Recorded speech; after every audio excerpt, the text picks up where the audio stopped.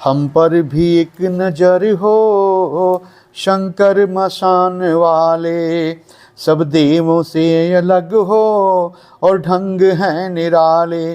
क्या देव और दानव, क्या यक्ष और किन्नर, पशु पक्षी और नर, क्या क्या भूत प्रेत वंचर, तेरी दया का निर्भर रहते सारे जहान वाले। हम पर भी एक नजर हो और शंकर मशान वाले। हर हर महादेव। श्री विश्व गुरु भारत मिशन में आप सभी श्रोताओं का हार्दिक स्वागत एवं अभिनंदन है। आपसे निवेदन है इस चैनल को लाइक और सब्सक्राइब अवश्य कर दीजिए। आइए महाशिवपुराण का कथा का भाग 2 शुरू करते हैं। इसमें चंचला के बारे में कहा गया है। सूजी कहते हैं, सोनक सुनो, मैं तुम्हारे सामने गोपनीय कथा वस्तु का भी वर्णन करूंगा, क्योंकि तुम शिव भक्तों में अग्रगण्य और वेद वेदताओं में श्रेष्ठ हो। समुद्र के निकटवर्ती प्रदेश में एक वार्ष्कल नाम ग्राम है, जहाँ वैदिक धर्म से विमुख महापापी दुष्ट निवास करते हैं। वह सब के सब बड़े दुष्ट हैं। उनका मन दूषित विषय भोगों में लगा रहता है। वह ना देवताओं पर विश्वास करते हैं और ना ही भाग्य पर। वह सभी कुटिल प्रवृत्ति वाले हैं, किसानी करते हैं और भांति भांति के घातक अस्त्र शस्त्र रखते हैं। वे व्यभिचारी और खल हैं। ज्ञान वैराग तथा सधर्म का सेवन वो नहीं जानते, इसीलिए वे पशु बुद्धि वाले हो गए हैं। वहाँ की सब स्त्रियां भी कुटिल स्वभाव की हैं, शिक्षाचारिणी हैं, पाप शक्त हैं, कुशिल विचार वाली हैं और व्यभिचारिणी हैं। वह सद्व्यवहार और सदाचार से सभ्यता शून्य हैं।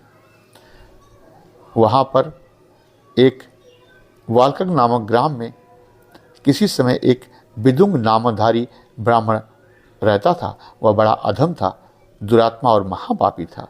उसकी स्त्री बहुत सुंदर थी, तो भी वह कुमार्ग पर चला गया। उसकी पत्नी चंचुला थी। वह सदा उत्तम धर्म का पालन करती रहती थी। वह उसे छोड़कर वेश्यागामी हो गया था।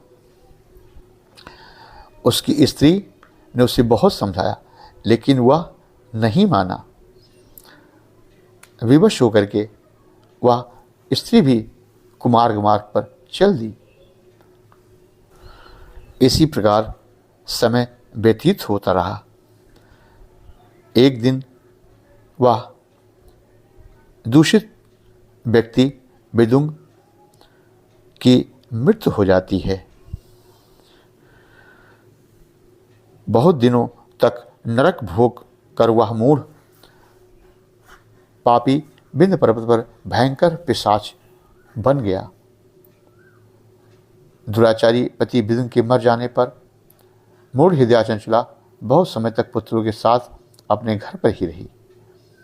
एक दिन देवयोग से किसी पूर्ण पर्व के आने पर वह स्त्री भाई बंधुओं के साथ गोकर्ण क्षेत्र में गई। वहां उसने पौराणिक कथा सुनी। कथावाचक ब्राह्मण कह रहे थे कि जो स्त्रियां पर पुरुषों के साथ व्यभिचार करती हैं, वह यमराज के दूत उनकी योनि में तपे हुए लोहे का परिध डाल देते हैं। पौराणिक ब्राह्मण के मुख से यह वैराग्य वाली बातें सुनकर चंचुला भय से व्याप्त हो कांपने लगी। वह कथा समाप्त होने के बाद ब्राह्मण के पास एकांत में गई। चंचुला ने कहा, ब्राह्मण, मैं अपने धर्म को नहीं जानती थी, इसलिए मेरे द्वारा बड़ा दुराचार हुआ। मेरे ऊपर कृपा करिए और मेरा उद्धार करिए।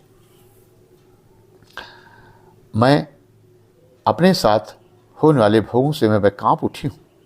मुझे इस संसार से वैराग्य हो गया है। मुझ जैसे मूढ़ चित्त वाली पापनी को धिक्कार है। मैं निंदा के योग्य हूँ, क्योंकि मैं अपने धर्म से विमुख हो गई। आप ही मुझे इस पाप से निवृत्ति दिला सकते हैं। मृत्युकाल में जब भयंकर यमदूतों को मैं देखूंगी, वे बलपूर्वक मेरे गले में फंदा डालकर मुझे बांधेंगे। नरक में ले जाकर के मुझे टुकड़े टुकड़े किए जाएंगे। मेरे साथ दुखद यातनाएं दी जाएंगी। हाय, मैं मारी गई, मैं जल गई, मेरा हृदय विदीर्ण हो गया, मैं नष्ट हो जाऊंगी। मैं अभी तक पाप में डूबी रही। हे ब्राह्मण, मेरा उद्धार करिए। तब ब्राह्मण श्रेष्ठ कहते हैं, तुम्हारे अंदर पाप से निकलने की जो प्रवृत्ति आई है, सौभाग्य की बात है।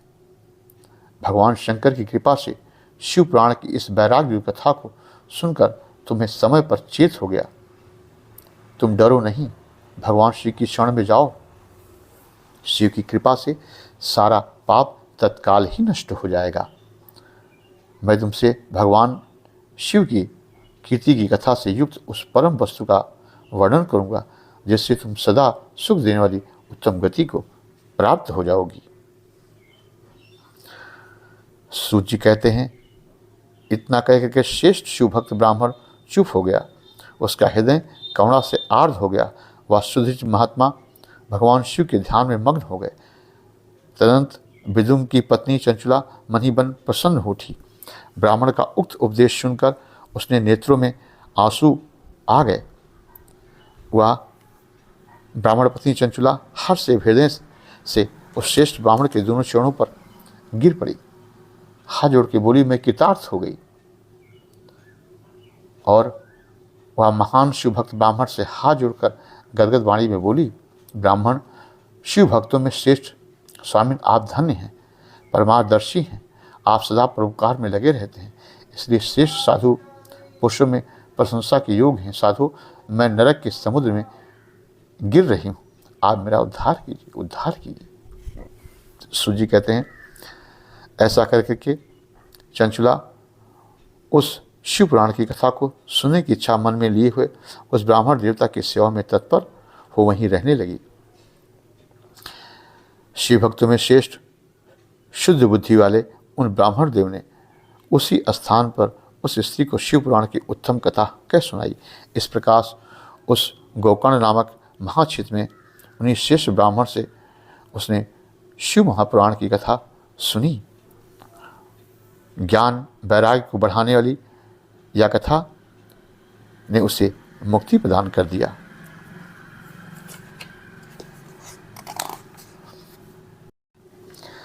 तत्पश्चात समय के पूरे होने पर भक्ति, ज्ञान और वैराग्य से युक्त चंचुला ने अपने शरीर को बिना किसी कष्ट के त्याग दिया। इतने में ही त्रिपुर शत्रु भगवान शिव का भेजा हुआ एक दिव्य विमान द्रुत गति से वहां पहुंचा, जो उसने अपने गणों के संयुक्त और भांति भांति के शोभा साधनों से संपन्न था। चंचुला उस विमान पर आरूढ़ हुई और भगवान शिव के श्रेष्ठ पार्षदों ने उसे तत्काल शिवपुरी में पहुंचा दिया। उसके सारे मल धुल गए थे। वह दिव्य रूप धारणी दिव्यांगना हो गई थी।